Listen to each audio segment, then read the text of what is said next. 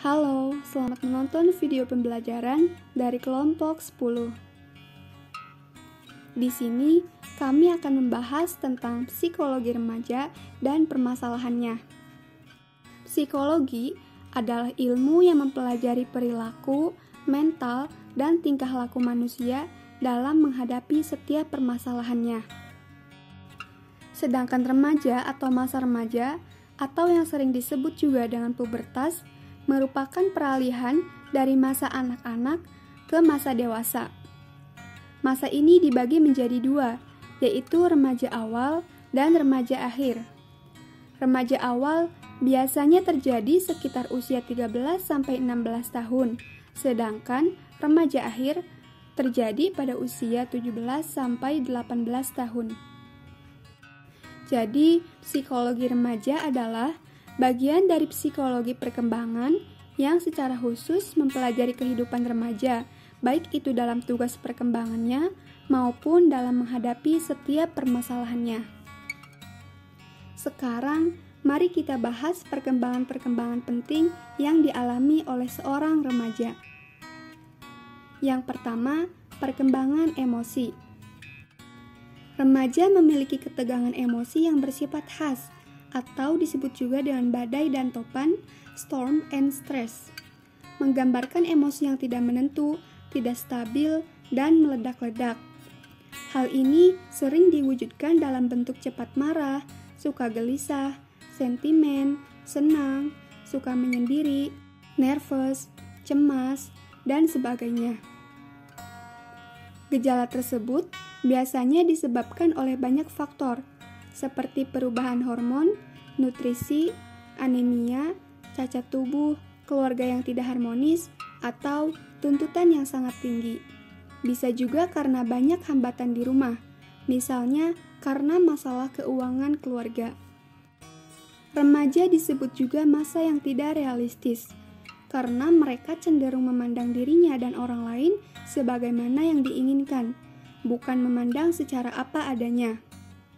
Apabila tidak tercapai, hal ini menyebabkan emosi meninggi, mudah marah, namun seiring bertambahnya pengalaman, maka kemampuan berpikir menjadi semakin realistis. Yang kedua, perkembangan sosial.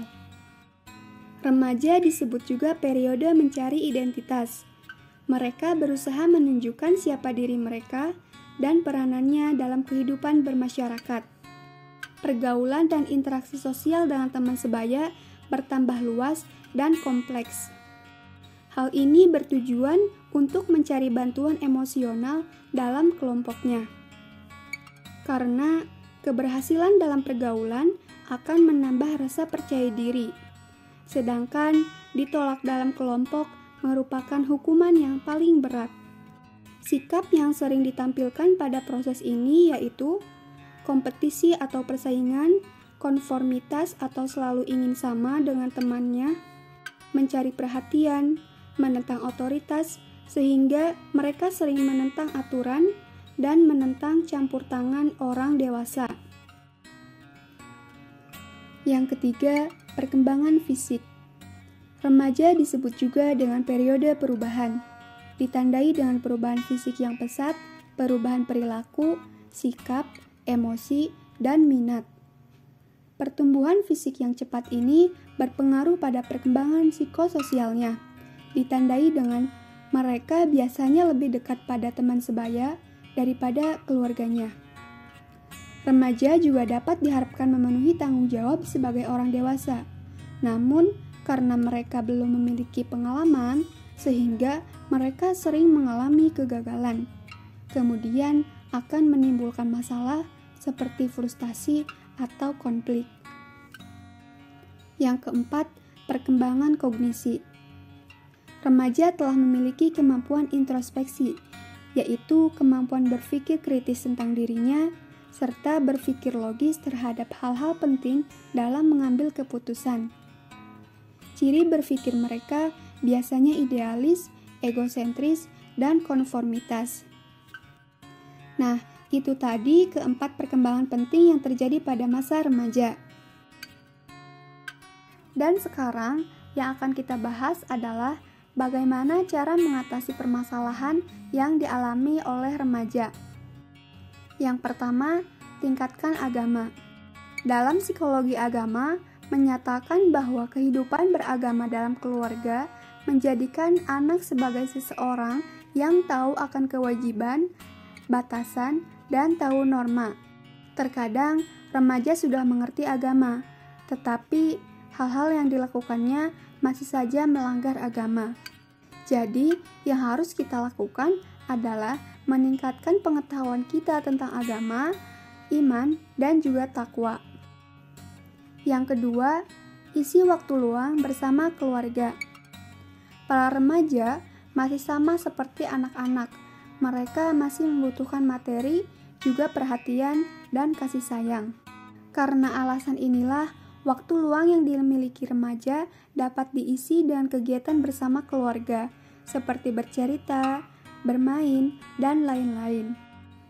Yang ketiga, campur tangan orang tua. Ketika para remaja memiliki permasalahan, ada baiknya menceritakan permasalahan tersebut kepada orang tua. Karena bagaimanapun juga, orang tua tetap akan memberikan solusi terbaik untuk anaknya. Yang keempat, sugesti positif. Para remaja bisa menemukan lebih banyak pikiran-pikiran positif seperti melakukan hal yang baik akan jauh lebih menyenangkan dan memberikan dampak positif. Kemudian yang terakhir, identitas diri.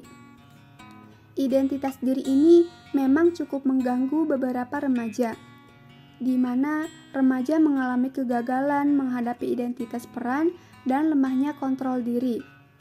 Jadi, remaja harus mendapatkan sebanyak mungkin figur orang-orang dewasa yang telah berhasil melampaui masa remajanya dengan baik. Terima kasih telah menonton video kami. Semoga bermanfaat.